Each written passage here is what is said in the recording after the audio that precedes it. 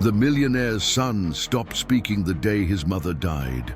The boy's silence became a wall that even the best therapists in the world couldn't break down. The father, a man used to solving everything with money, was lost, watching his son drift further away. That's when a simple housekeeper, a woman of few words and a gentle gaze, was hired. No one expected anything from her. Then, one day, arriving home early from work, the father heard a perfect voice, like that of an angel, singing a lullaby coming from the room. The melody was the same one his late wife used to sing. The scene he found next made him break down in tears. Arthur Montenegro's fortune could buy silence, but it didn't know how to fill it. Every hallway in his mansion, a monument of cold marble and gleaming glass, echoed the emptiness that had settled into his life since Lillian's departure. He was a man who turned numbers into empires, a billionaire whose decisions on Wall Street could alter the course of small economies. His net worth, a figure with so many zeros it lost all meaning, was a testament to his power over the business world, over precious metals like gold and global currencies from the dollar to the euro. He understood assets and liabilities, profit and dividends, but the balance sheet of his own soul was irrevocably in the red. Grief was a liability no amount of capital could cover. At the center of this devastating silence was Leo, his 7-year-old son, a small angel with blonde hair and eyes that once mirrored his mother's shine, but were now two opaque windows to an inner world no one could enter. Selective mutism, the specialists diagnosed. A fortress of silence built brick by painful brick from the loss. Arthur spent a fortune, mobilizing the best therapists in the country. But every attempt was like throwing stones against an impregnable wall. Leo wandered the halls like a little ghost, his expensive, high-tech toys scattered across the floor, untouched. He didn't cry, didn't scream, didn't whisper. He just existed, wrapped in a stillness that was more deafening than any noise. From his mahogany sanctuary of an office, where he built his wealth, Arthur watched him on the security cameras and felt like the poorest of men. What good was an enviable cash flow or investments that yielded astronomical interest if he couldn't buy a single word from his own son? Every day was a repetition of the last.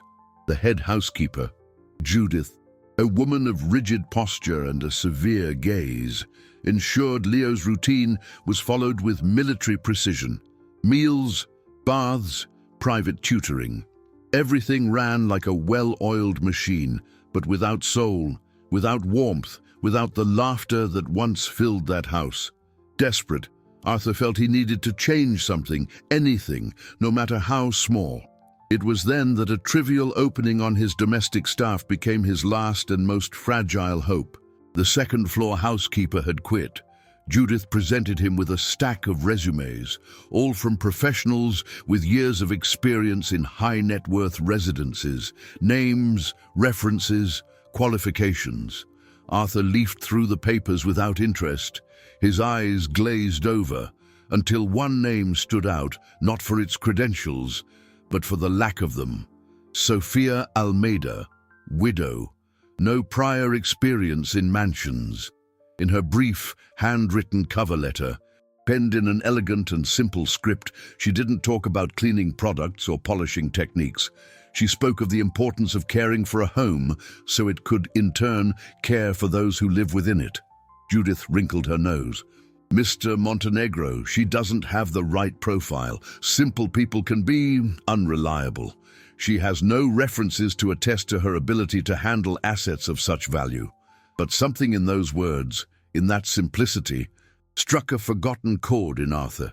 He was tired of specialists, of protocols, of suitable profiles that amounted to nothing.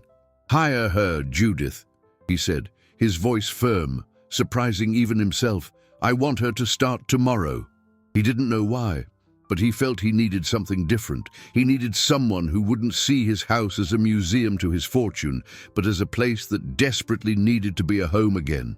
That night, for the first time in months, A tiny seed of hope sprouted in his weary chest, a seed as small and unlikely as Sophia herself, who would arrive the next morning, unaware she was being hired not just to clean, but to try and save what was left of a family.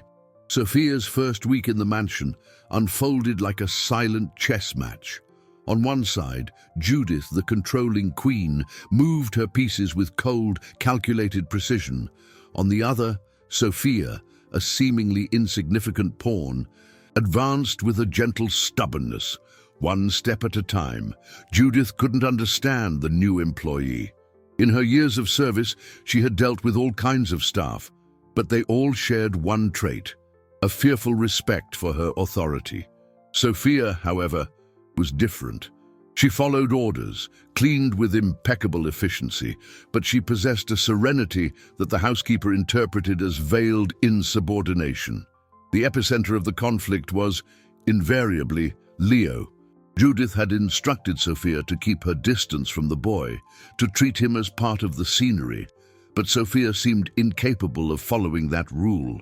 She didn't speak to him, didn't touch him, but her presence gravitated toward him. If Leo was in the library, Sophia would find dust on shelves that already gleamed. If he sat in the garden, she would prune rose bushes at a respectful distance. And always, there was the silent game. She would mirror him. She'd draw with a stick in the dirt while he scribbled on paper, stack pillows while he built his block towers. Judith saw this as a direct affront, a waste of time that compromised the cash flow of her domestic responsibilities. "Your job is to clean, not to play," she reprimanded one day, her voice a hiss, upon finding Sophia sitting on the hallway floor near Leo's bedroom door. Sophia simply stood up, without a word. But the look she exchanged with the housekeeper held a firmness that surprised Judith. Arthur observed this dynamic from a distance, a spectator in his own home. His world was made of numbers, of the profitability of his assets, of the rise and fall of the stock market. He understood assets and liabilities, profit and interest, but the emotional economy of his own home was a mystery his vast capital couldn't decipher. He saw Leo flinch whenever Judith approached, the way the boy seemed to wither under the weight of that rigid discipline. And he also saw the calm that seemed to settle on his son's face when Sophia was near. It was a subtle, almost imperceptible change, but for a father starved for any sign of life, it was like finding gold in a desert. On Thursday, the tension reached a new peak. Judith assigned Sophia the task of cleaning the attic, a forgotten, dusty place that hadn't been used in years. It was a clear order to keep her away from Leo for the rest of the day. Hours later, Arthur, returning early from a meeting about new cryptocurrency investments, passed through the second-floor hallway. Leo's bedroom door was ajar. Inside, on the floor, was Sophia. She had finished the attic in record time and was now sitting, her back to the door, polishing a small wooden chest that had belonged to Lillian. Leo was a few feet away, watching her. In his hands, he held a small wooden car, a gift from his mother he hadn't touched since she left. He wasn't playing, just holding it, his knuckles white. Judith appeared in the hallway like a gathering storm. Her face was a mask of contained fury. "I gave you an express order," she said, her voice low and dangerous. Sophia turned slowly. "I finished my tasks, ma'am," she replied calmly. "Your task is to do what I say, when I say it. Get out of this room, now." Judith's command cut through the air, sharp as glass. Leo, who had been watching Sophia, shrank back at the sound. The little wooden car slipped from his fingers and fell onto the carpet with a dull thud, the only sound in the heavy silence that followed. The boy's eyes filled with tears, but he made no sound. He just looked at the fallen toy, a small representation of his broken world, and then at the housekeeper's severe face, an expression of pure dread taking over his features. The dull thud of the small wooden car on the soft carpet echoed in the room like a thunderclap. The silence that followed was heavy, dense, charged with Judith's barely contained fury and Leo's mute fear. The tears that welled in the boy's eyes didn't fall. They remained there, shimmering, like two small pools of despair. Arthur, standing in the doorway, felt the air leave his lungs. He was an invisible spectator to a silent cruelty happening under his own roof, funded by his immense fortune. He managed a net worth that placed him among the world's richest men, with assets spread across tax havens and investments in gold and cutting-edge technology. But in that instant, he felt utterly powerless. Sophia, however, didn't seem to notice the storm on Judith's face. Her eyes were fixed on Leo, with a deliberate slowness that was in itself an act of defiance. She knelt. Ignoring the housekeeper's order, she reached out and picked up the wooden car. Her fingers brushed the carpet, and then she rose slightly, offering the toy back to Leo. Her lips moved, but no sound came out, just a gesture of comfort, a silent apology for the adult world. That simple act was the final straw for Judith. The insubordination was flagrant. "I said, get out!" she hissed, taking a step forward, her hand raised as if to grab Sophia's arm. It was then that Arthur's voice cut through the tension. "Judith!" He didn't shout. He didn't have to. His tone was low, almost casual, but it carried the weight of a man who dealt in billions of dollars and euros, a man whose single word could rattle the stock market. The housekeeper froze, her hand hovering in the air. She turned slowly, her face paling as she saw her employer in the doorway, his expression unreadable. Sophia seized the moment. She placed the car back in Leo's hand, her fingers lingering for a second on his, then stood and left the room in silence, without looking at either adult. Judith, composing herself, tried to stammer an explanation, but Arthur just held up a hand, silencing her. "Leave us alone," he said. Later, Judith found him in his office. She didn't apologize. Instead, she presented the incident as a management failure. "Mr. Montenegro, discipline is the foundation that supports this household. The new employee is deliberately undermining my authority.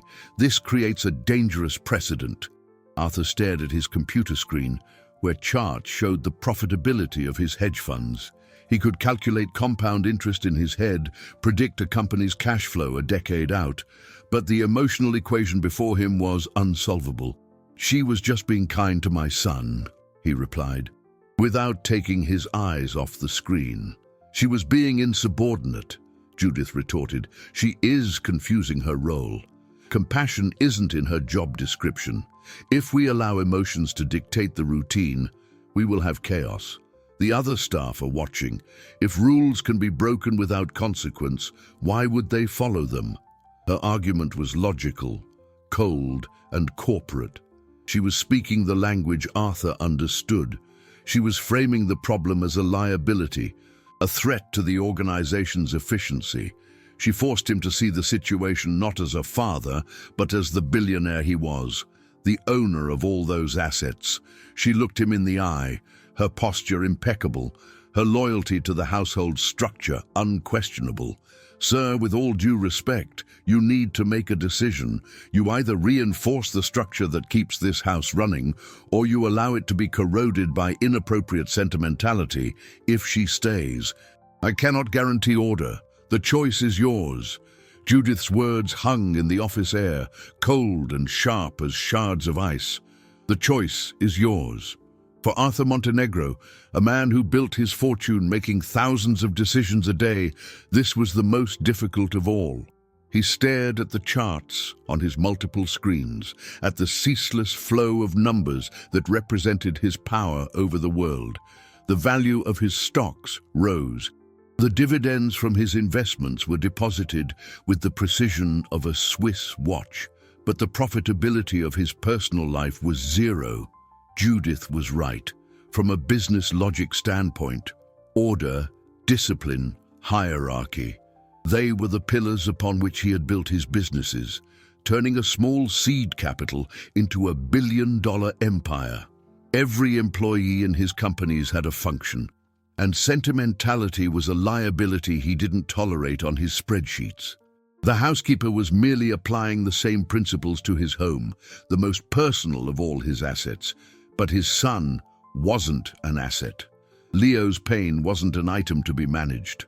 The next day dawned under a layer of palpable tension. Judith, feeling validated by Arthur's indecision, moved through the house with a renewed, icy authority. Her orders were shorter, her gaze more penetrating. She assigned Sophia the most thankless and isolating tasks, cleaning the stained glass windows of the grand staircase, polishing the silver in the vault, organizing the basement storage. They were jobs that would keep her far away, visibly far, from any area Leo might frequent. Sophia accepted it all without a word of protest, her usual calm serving as a silent armor. But her eyes, whenever she crossed a hallway, searched for a glimpse of the boy. Arthur, pretending to work in his office with the door open, watched it all. He saw Sophia's anxious glances, and more painfully, he saw Leo. The boy left his room several times, a rare occurrence, and stood at the top of the stairs, looking down at the empty halls. His small shoulders seemed to slump even further, the loneliness around him thicker than ever. That silent searching was an interest payment compounding on his conscience, a debt he didn't know how to repay. By mid-afternoon, he couldn't take it anymore. He found Sophia in the laundry room, a sterile, noisy white space where she was folding sheets with methodical precision. He cleared his throat, feeling strangely out of place. "Sophia," he began, trying to find a tone that was both employer and something else. "I need you to understand. This house has rules. Mrs. Judith is responsible for maintaining order. It's important that everyone's role is respected." He felt how empty and corporate his words sounded. Sophia stopped folding. She turned to him, and for the first time, he saw a spark of something beyond sadness in her eyes. It was a quiet strength. "With all due respect, sir," she said, her voice low but firm, "your son is not an inventory item that needs to be put in order. He is a heart that needs a shared silence." The simplicity of that sentence completely disarmed him. She wasn't being insubordinate, she was telling him a truth his fortune had kept him from seeing. Before he could formulate a response, the laundry room door swung open. Judith entered, her face a mask of calculated concern. In her gloved hands, she held a small, delicate porcelain music box, one of Lillian's treasures. "Mr. Montenegro," she said, her voice dripping with false dismay. "Forgive the interruption. I was organizing Mrs. Lillian's effects, as you instructed, and I noticed this object in Mrs. Almeida's apron pocket, wrapped in a cleaning cloth. I'm sure there's a perfectly logical explanation." The accusation, veiled but unmistakable, hung in the sterile air of the laundry room. Sophia's face lost all color, her eyes widening in shock and disbelief. The silence of the room suddenly heavier and more damning than any scream. The silence in the laundry room stretched, becoming as thin and taut as a wire. The porcelain music box, delicate and white in Judith's gloved hands, seemed to suck all the air out of the room. For Arthur, that object was more than an asset. It was a relic, one of the few things Lillian had brought from her family inheritance. A sentimental treasure whose value transcended any price in dollars or euros. Judith's implied accusation was a perfectly calibrated weapon, designed to destroy Sophia's credibility once and for all. "Simple people are unreliable," was what her expression said, a maxim she lived and governed by. Sophia looked from the music box to Judith's impassive face, comprehension dawning slowly in her eyes, followed by a wave of pain. The setup was cruel and perfect. I didn't," she stammered, her voice a thread. "I was cleaning the guest room closet. It was on a shelf, dusty. I picked it up to clean it. I was going to put it right back." The explanation was plausible, simple, but in the poisoned atmosphere Judith had created, it sounded weak, like the excuse of the guilty. Judith raised a perfectly arched eyebrow. In your apron pocket, Sophia, wrapped in a cloth. The protocol is clear. Valuables are cleaned on site. Under supervision. You know this. Arthur felt a wave of nausea. Judith's cold logic was irrefutable. She had cornered Sophia with the rulebook he himself endorsed. Any investment of trust he might have had in Sophia now seemed reckless, a high-risk gamble with very low returns. He looked at Sophia, searching her face for a sign, anything that could contradict the overwhelming evidence. But all he saw was a profound helplessness. The quiet strength he had glimpsed moments before had vanished, replaced by the vulnerability of the wrongly accused. Sophia, empty your pockets, Arthur said, his voice sounding harsher than he intended. It was a test, an order that placed him firmly on the side of authority, on Judith's side. With trembling hands, Sophia complied. From one pocket, she pulled a handkerchief. From the other, nothing. Where is the cleaning cloth it was wrapped in? Judith asked, her voice soft and predatory. Sophia frowned, confused. It's on the counter. I used it to polish the faucets. Judith walked to the stainless steel counter, picked up a damp cloth, and unfolded it. There was nothing. Curious, she said. The word was a verdict. At that moment, the laundry room door pushed open a little further. Leo stood there, silent as ever. He must have followed his father. His large, frightened eyes went from Sophia's pale face to Judith's triumphant expression, and finally to his father. He didn't understand the words, the accusation of theft, the complexity of the situation, but he understood the tone. He understood the pain on the face of the only person who had managed, in silence, to break through his wall. Judith, noticing the boy's presence, switched tactics, adopting a tone of false sweetness. Leo, darling, go back to your room. This is for grown-ups. But Leo didn't move. He took a step into the room. His eyes were fixed on the music box. He held out a small, trembling hand, not to take it, but just pointing. Then he looked at Sophia, and something in his expression changed. A crease of worry formed on his brow. He took another step and stood beside her, a small, silent guardian. He didn't touch her, but his proximity was a statement.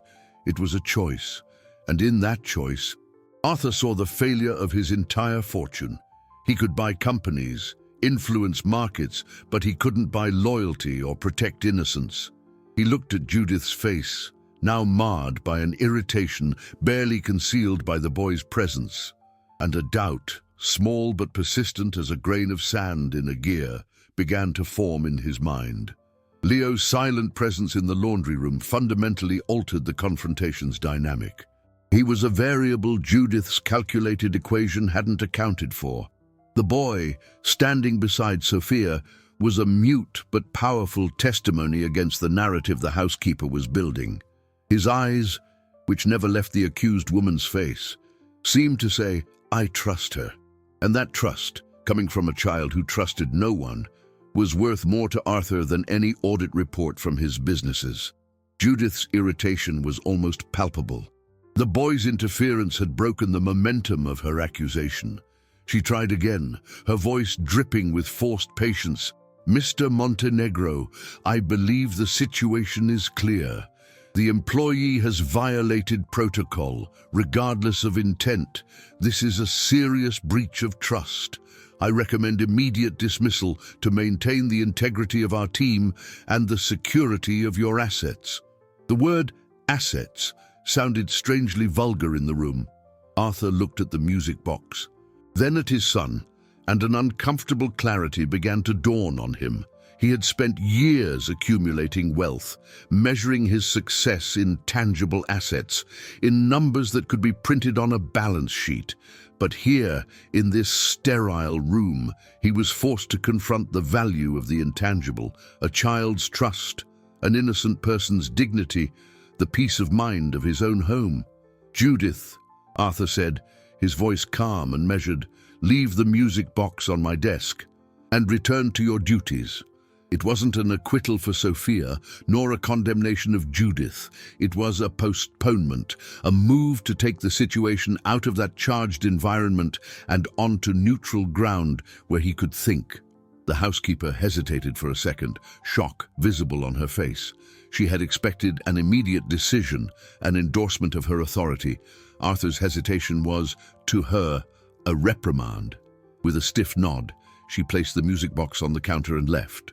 Her silence more eloquent than any words. Arthur then turned to Sophia. "You can go back to your work," he said, his tone still formal. When she left, Leo remained. He looked up at his father, his eyes full of a question he couldn't voice. Arthur knelt, bringing himself down to his son's level. "It's okay, champ," he said, his voice a little hoarse. But the look on Leo's face said it wasn't okay. The boy glanced at the door through which Sophia had left, and then back at his father, a clear anguish on his face. In the days that followed, the mansion became an emotional minefield.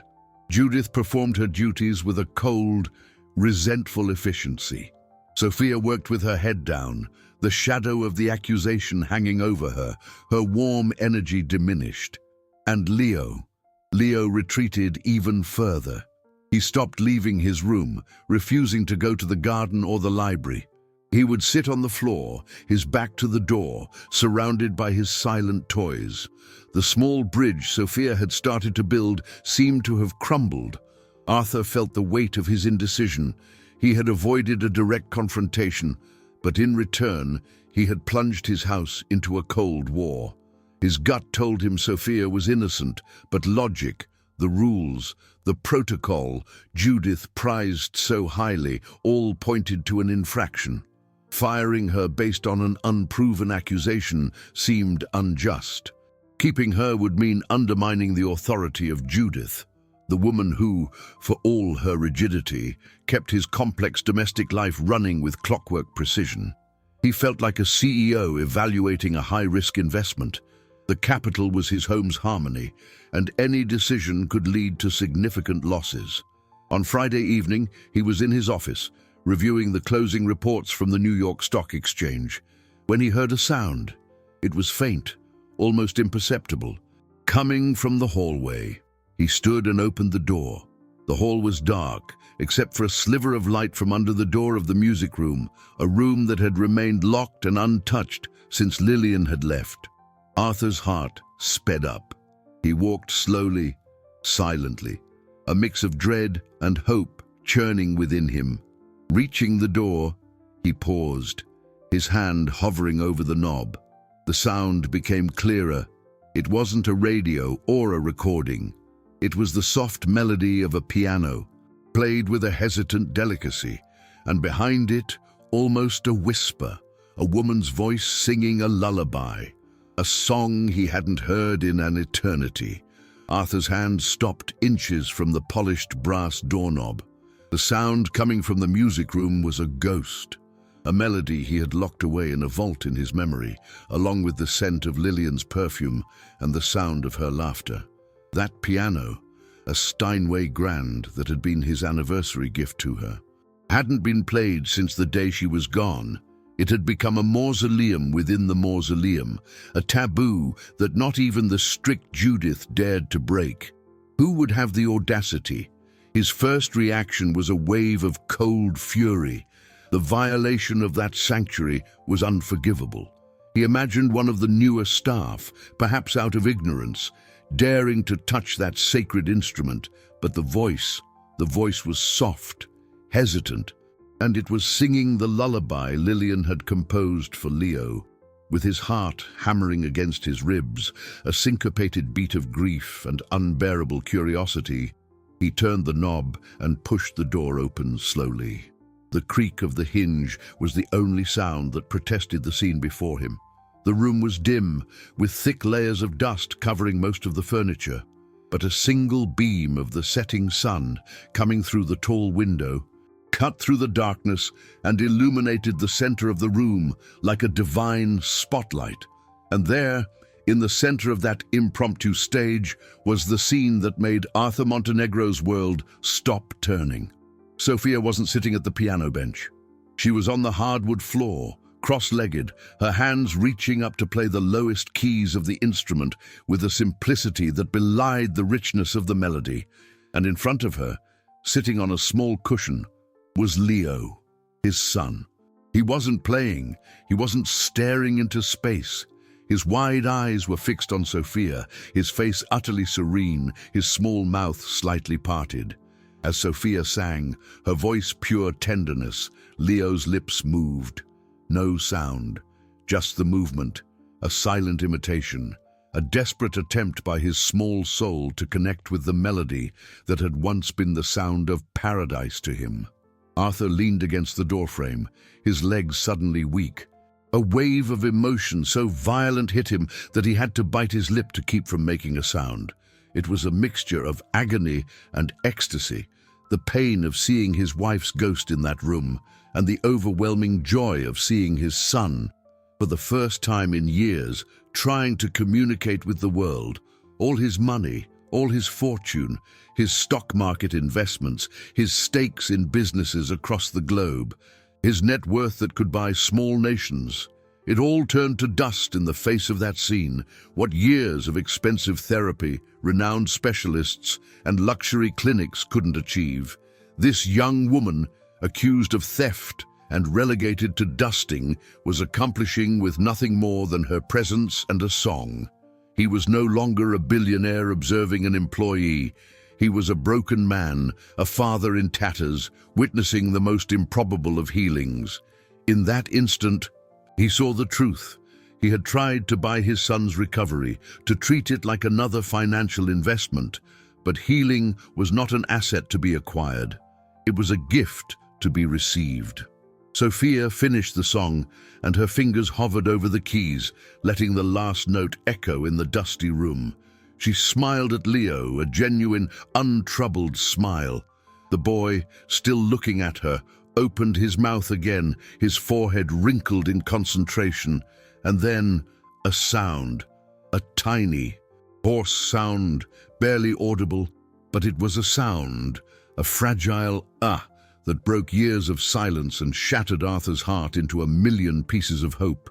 The fragile sound that escaped Leo's lips, a hesitant and nearly inaudible "ah," was the seismic event that shook the foundations of the Montenegro mansion.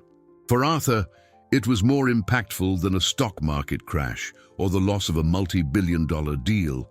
It was the first dividend from an investment he didn't know he was making, an investment in humanity. He backed away from the door before his presence could break the spell of that sacred moment. He returned to his office, closed the door, and sat in his Italian leather chair. But he didn't see the numbers on his screens. He saw only his son's face, the concentration, the effort, the tiny victory. The anger he had felt over the violation of the music room had evaporated, replaced by a gratitude so profound it left him stunned. This woman, Sophia, wasn't just a housekeeper, she was a kind of quiet miracle. The next day, the atmosphere in the house had changed. Arthur summoned Judith to his office. He didn't mention the piano incident, but his decision was made. "Judith," he began, with a calm that brooked no argument, "as of today, Mrs. Almeida's duties are being redefined. She will be exclusively responsible for the cleaning and organization of the East Wing, which includes my son's room and the adjacent living areas. She will no longer report to your direct supervision in those areas. Her instructions will come from me." Judith's face was a mask of disbelief. It was a demotion, a vote of no confidence that struck at her professional core. "Sir," she began, her voice tense, "that is highly irregular. It breaks the entire chain of command. The other staff will continue under your excellent management," Arthur interrupted, his tone final. "This is an administrative decision. I expect your cooperation." Judith swallowed hard, resentment burning in her eyes. She got the message. She had lost this battle. With a nearly imperceptible nod, she retreated, her wounded dignity in every step. From that day on, Sophia's life changed. She was no longer relegated to basements and attics. Her universe became Leo's universe. At first, she was confused by the sudden change, but Arthur was clear. "Your only priority," he told her, "is my son's well-being. Keep doing what you're doing." And she did.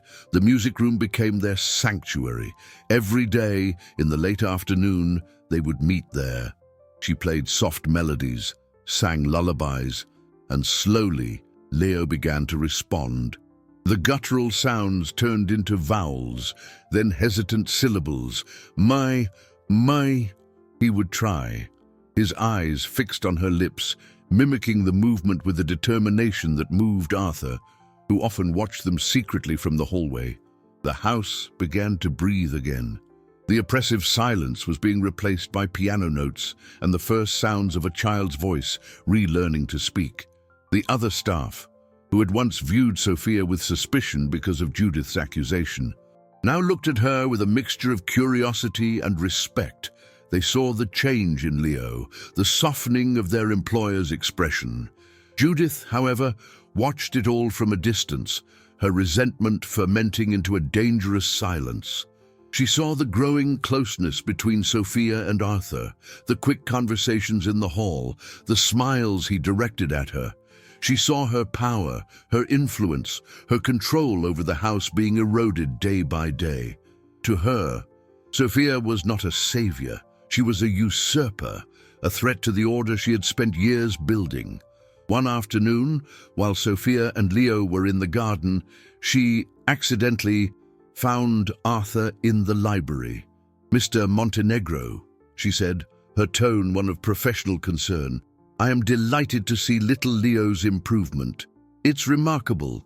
However, as the person responsible for the security of this home, I feel it is my duty to caution you. We know nothing about Mrs. Almeida's past. Such a superficial background check for someone who spends so much time alone with your son. It could be a liability we cannot afford." The seed of doubt, planted with a surgeon's precision, found fertile ground in the mind of a man trained to always calculate the risk.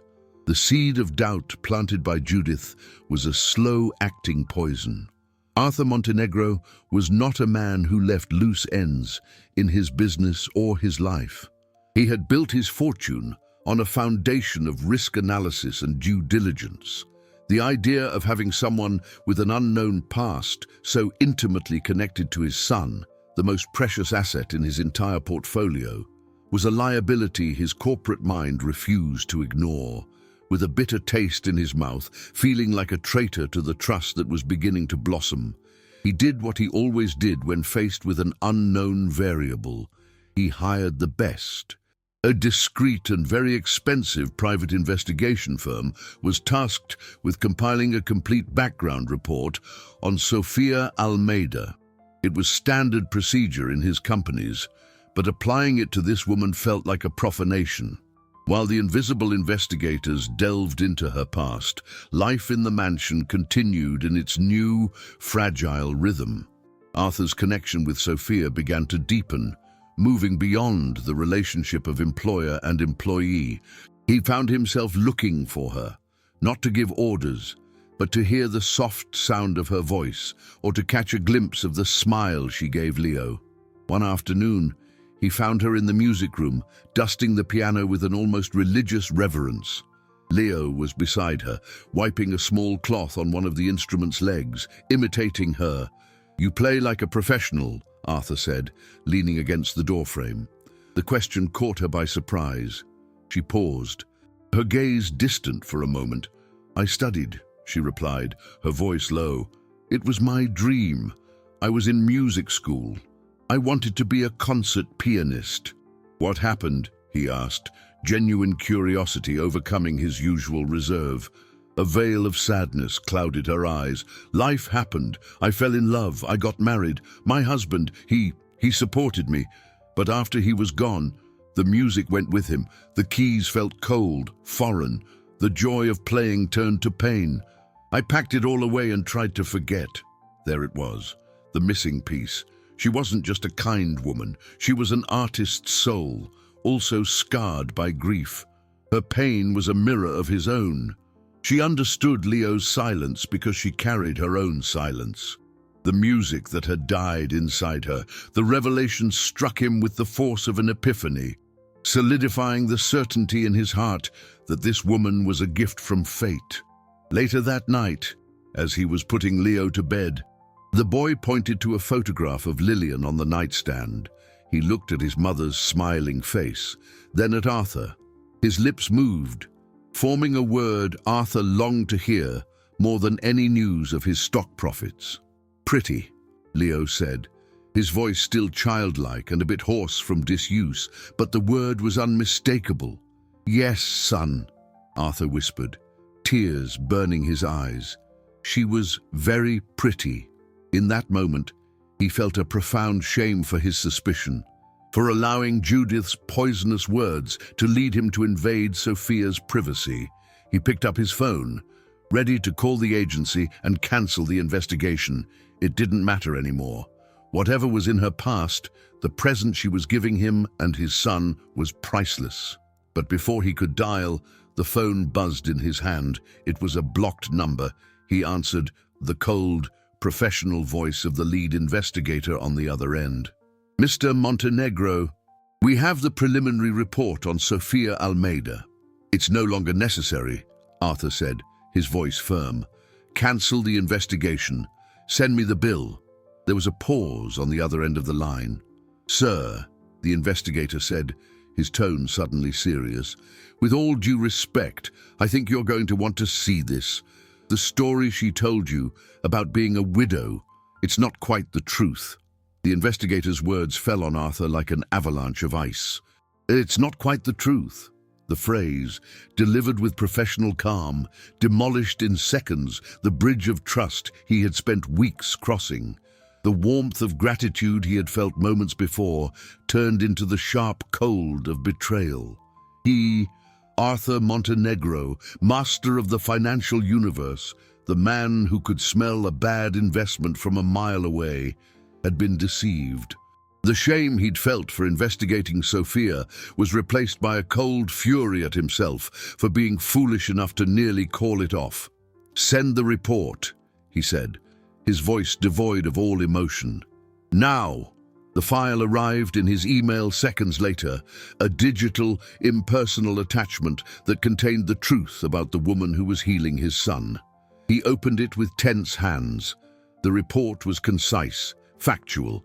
Sophia was not a widow. Her husband, Daniel, was alive. He hadn't left her because of an illness or an accident. He had abandoned her. A year prior, he had emptied their joint bank accounts, a small nest egg they had painstakingly saved, and disappeared, leaving behind a trail of debt and a vague note. Legally, they were still married. Emotionally, she was a widow to the man she had loved and the life she had dreamed of.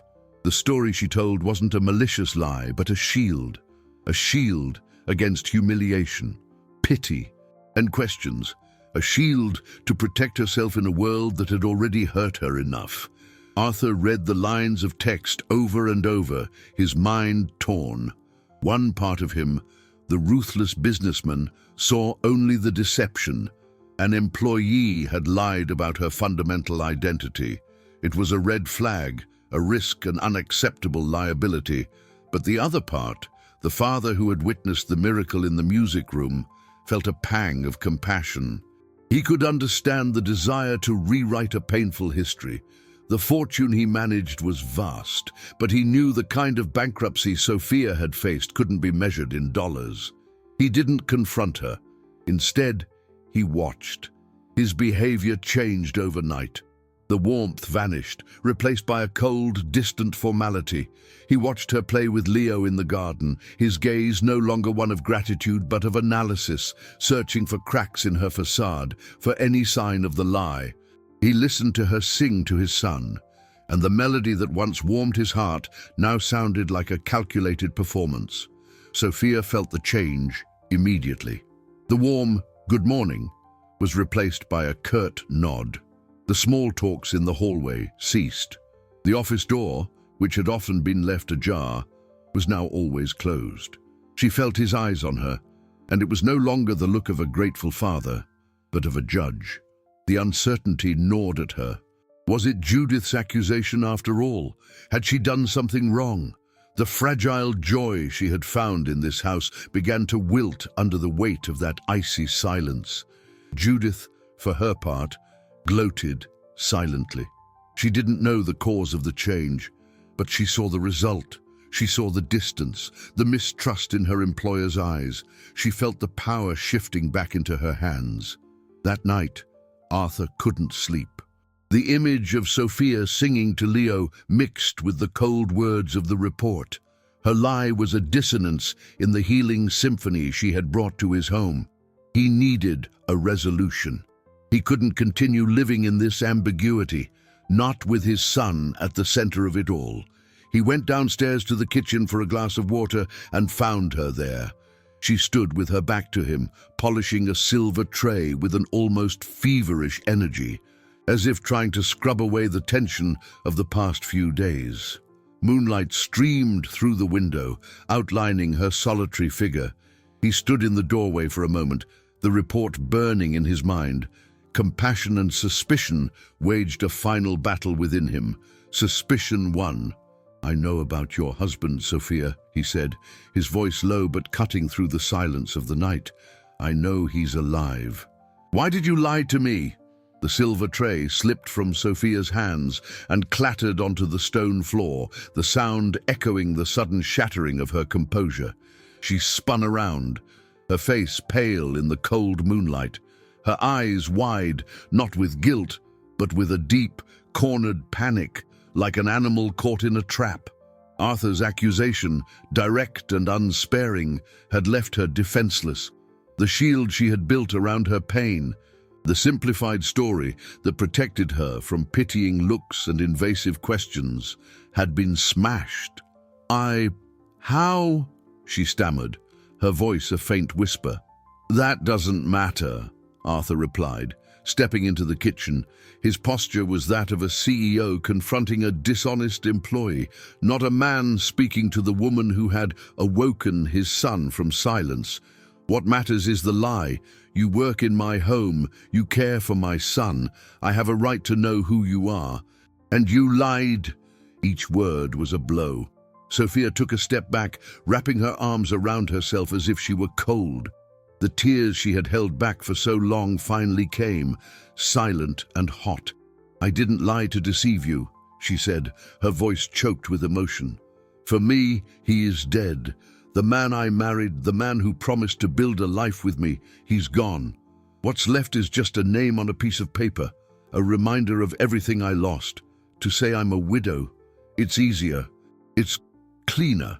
It hurts less than saying I was abandoned." The raw vulnerability in her voice, the painful truth behind the lie, should have softened Arthur's heart. But he was entrenched behind a wall of mistrust. He had built his career, his empire, his fortune on facts, on verifiable data. An emotional truth was a concept his logical mind struggled to process as anything other than manipulation. "Easier for you, perhaps," he retorted, his voice still hard. "But what about trust, Sophia? How can I trust someone who builds our relationship on a falsehood? Everything you've done, the music, the kindness to Leo, how do I know what's real and what's part of a performance?" The accusation was the cruelest of all, for it struck at the core of her identity. The connection she had forged with Leo was the purest, most genuine thing she had. To see it tainted, reduced to a performance, was more painful than the abandonment itself. She wiped the tears away with the back of her hand, and when she looked up, the vulnerability was gone, replaced by a wounded dignity. "What I have given your son was real," she said, her voice steady, despite the tremor in her lips. "It came from a place of pain that maybe you, with all your money and your power, can't understand. I wanted nothing from you but a job, a place to start over. If you can't see that, if all you see is a lie, then maybe I shouldn't be here." Without waiting for a reply, she turned and walked out of the kitchen, leaving the silver tray on the floor, a bright, dented symbol of the bond they had built, and that was now irrevocably broken. Arthur stood alone in the dark kitchen, the echo of her words reverberating in his mind. He had gotten what he wanted, the truth, but the victory tasted bitterly of loss. He had confronted the lie, but in the process, he might have destroyed the only real thing he had found in years. And upstairs, in his room, Leo slept, unaware that the melody that was bringing him back to life might be silenced forever. The loudest sound in the Montenegro mansion was, once again, the silence. But it wasn't the empty silence of before, filled with the ache of absence. It was a heavy, dense silence, saturated with unspoken words and harsh accusations. The morning after the confrontation in the kitchen, Arthur locked himself in his office, not to work, but to stare out at the desolate landscape of his victory. He had demanded the truth, and in getting it, had poisoned the only source of healing his home had known. Regret was a bitter interest payment on the capital of his arrogance. Upstairs, in a small room at the back of the staff wing, Sophia folded her few clothes and placed them in a worn backpack. She wasn't crying anymore. A resigned calm had settled over her. She would finish her day's tasks and then leave, leaving behind the ghost of a hope. The hardest blow came when Leo, upon waking, didn't find her for the morning routine they had created. He wandered out of his room, his eyes searching for her, and when he saw the head housekeeper approaching, he shrank back, the small light Sophia had kindled in him beginning to flicker. Judith observed everything with a hawk's eye. She saw the closed door of Arthur's office, saw the anguish on the boy's face, and she smelled victory in the air. It was time for the final blow, to eradicate Sophia's influence for good and restore her unquestionable authority. She waited until mid-morning, then knocked on Arthur's office door. He let her in, his face weary. "Mr. Montenegro," she began, her voice a well of false solemnity. "I deeply regret having to bring another matter to your attention, but this is of the utmost gravity." She opened her hand to reveal a woman's gold wristwatch with a delicate band. Arthur recognized it instantly.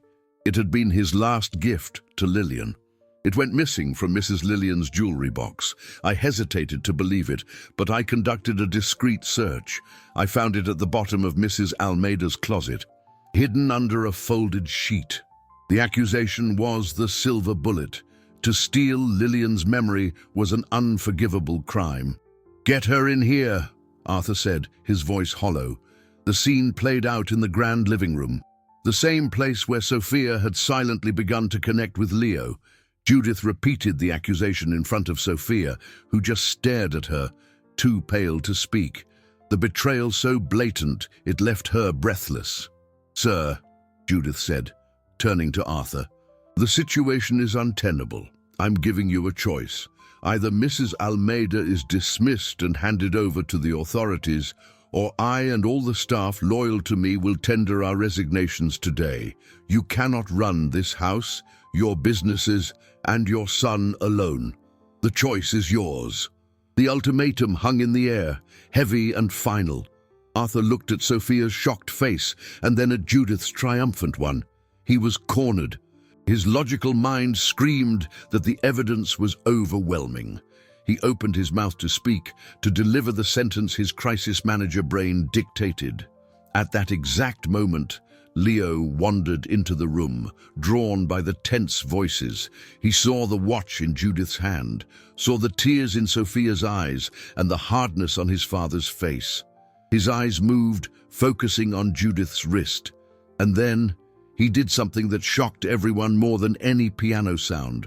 He lifted his small hand, pointed directly at the housekeeper's wrist, and then at the watch she was holding. Everyone looked. On Judith's wrist was a pale mark, a white line where a watch was worn every day. She never wore jewelry while on duty. Leo then stared hard at the housekeeper's face, his eyes narrowing. He opened his mouth and, with a clarity that cut through the silence like crystal, He said a single word. Bad. The word bad, delivered with the crystal clarity of innocence, echoed through the vast living room and demolished Judith's castle of lies. It was a one-word verdict, more powerful and damning than any legal argument. For a moment, no one moved. Leo's finger remained pointed, a small indicator of the truth. Everyone's eyes followed his direction, from Lillian's watch in Judith's hand to the pale, unmistakable mark on her wrist. The housekeeper went white, the triumph on her face dissolving into panic. She instinctively covered her wrist with her other hand, a gesture of guilt so flagrant it sealed her fate. Arthur felt as if a thick fog had cleared from his mind. He saw everything with painful clarity: the music box, the seeds of doubt, the lie about Sophia's husband, and now this final desperate frame-up.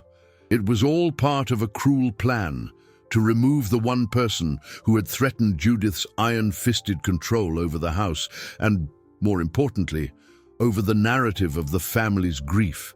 He walked slowly toward the housekeeper, his imposing presence making her shrink back. He didn't raise his voice. He didn't have to. "Judith," he said, his tone low and icy, "get your things. I want you off this property in 10 minutes. If I ever see you again, or if I hear of any trouble with your references, know that the full weight of my fortune and legal resources will come down on you." The threat was absolute. Defeated, Judith let the watch fall onto a side table and walked out of the room without a word. The sound of her hurried footsteps on the marble, the only epitaph for her years of service. When the front door closed, a different silence filled the room. A silence of relief, of restored truth. Arthur then turned to Sophia. The arrogance, the suspicion, the coldness of the last few days had vanished from his face, replaced by a profound shame and a regret that left him speechless. "Sophia, he started, his voice hoarse. "I don't know what to say, forgive me." Sophia looked at him, then at Leo, who had run to her side and was now clutching her hand tightly. The tears she was shedding now were not of pain or fear, but of overwhelming relief. "You listened to your son," she said, her voice still trembling. "That's all that matters." In the days that followed, the mansion underwent a transformation. With the departure of Judith and a few of her loyal staff, the heavy, oppressive atmosphere dissipated. Arthur, for the first time in years, took control not just of his businesses, but of his home. He began to spend more time there, to participate in Leo's routine, to rediscover the role of a father he had abdicated to grief and employees. His relationship with Sophia was rebuilt on a new, more honest foundation. He told her about the investigation, about the report, about how her lie, while understandable, had triggered all his alarms as a businessman trained to be suspicious, and she, in turn, told him the full story of her marriage, of her dream of a music career, of the abandonment and the struggle to pick herself back up. They were two wounded souls, talking not as employer and employee, but as equals, each with their own assets of strength and liabilities of pain. Leo flourished. The word "bad" was just the first of many. Soon he was chattering, asking questions, laughing. The sound of his laughter, once rarer than a blue-chip stock, became the most precious cash flow in that house. One afternoon, Arthur found Sophia in the music room, looking at the piano with a wistful expression. "You should play more," he said. "Not just for Leo, for you." "I don't know if I can anymore," she replied. "The music still feels like it belongs to him, to the past." "Maybe," Arthur said, "you just need a new place to make new music." And he, the man who turned capital into profit, decided to make a different kind of investment, an investment in a dream. The Montenegro mansion, once a monument to silence and grief, transformed into a vibrant home, filled with the sound of a child's laughter and the hesitant melodies of a rediscovered piano.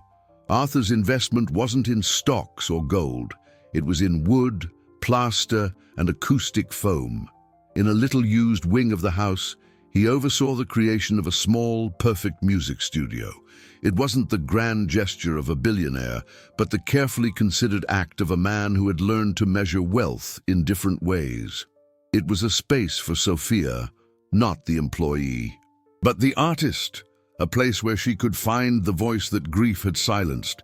When he showed her the finished studio, complete with a new upright piano, simple recording equipment, and sound-dampening walls, her eyes filled with tears. "I can't accept this," she whispered, overwhelmed by the gesture. "It's not a gift," Arthur replied, his voice gentle. "It's an investment in the profitability of this home's happiness, and the dividend is your music." With that safe space, Sophia began to heal the last of her wounds. She started composing again, melodies that spoke not of loss, but of resilience and the beauty found in the most unexpected places. Her music became the soundtrack to the family's new life. She taught Leo his first clumsy notes on the keys, and she taught Arthur how to listen, not just with his ears, but with his heart. The attraction between them, once an unspoken undercurrent, rose to the surface, natural and inevitable. It wasn't the cliched dynamic of the billionaire and the housekeeper, but the meeting of two survivors who had navigated similar storms. They found in each other not a rescue, but a safe harbor, a partnership built on the solid bedrock of shared truth and vulnerability. He helped her navigate the bureaucracy of her divorce, offering not his money, but his support and strength, allowing her to close that painful chapter of her life with dignity. And she taught him how to be a father again, how to understand that presence was worth more than presence, and that time was the most valuable asset of all. One autumn afternoon, the three of them were in the garden. Leo was chasing a ball, his laughter echoing in the crisp air. Arthur and Sophia watched, sitting side by side on a bench. "You know," Arthur said, looking at his son, "that I spent years building a fortune, accumulating assets, thinking money gave me control, but I was wrong. Money gave me power over the world, but not over grief." He turned to her, his gaze serious and filled with an emotion he no longer hid. "You taught me what true net worth is. It's this, it's his laughter. It's your music. It's the peace I feel right now." He took her hand, their fingers lacing together in a way that felt right and final. "I know your things are still in that small room in the back, Sophia, but your place is here, with us. I don't want you to be an employee in this house anymore. I want you to be its heart. Please, don't ever leave again." Sophia looked at his face, then at Leo, who had stopped playing and was beaming at them as if he understood the gravity of the moment. Her answer came not in words, but in a smile that finally reached her eyes, a smile with no shadow of sadness. She squeezed his hand and nodded. The silence was over. The house was full of sound, of life, and of a kind of wealth that couldn't be quoted on any stock exchange. It was the sweetest sound in the world, the harmony of three broken hearts that, together, had finally become whole, rebuilding a home that love had, at last, filled.